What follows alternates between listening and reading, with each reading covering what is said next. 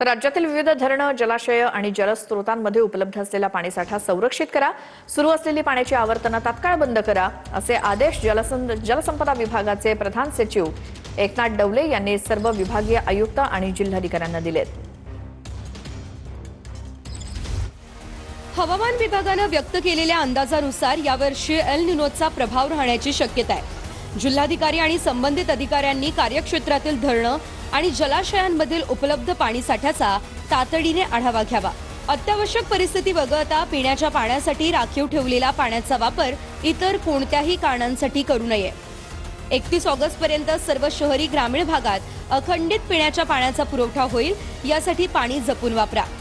पाणी जपून वापरण्याबाबतही जिल्हा स्तरावर कृती आराखडा तयार करा.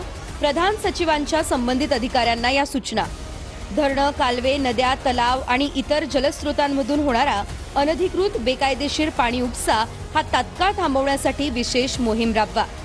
अनधिकृत मोटारी, पाईपलाईन, पंप आणि इतर सामग्रींच्या तपासणीसाठी गस्त वाढवा. 12 डिसेंबर 2018च्या GR नुसार कडक कारवाईच्या सूचना. बेकायदेशीर पाणी उपसा रोखण्यासाठी केलेल्या कार्यवाहीचा सविस्तर अहवाल प्रत्येक आठवड्यात देण्याच्या सूचना.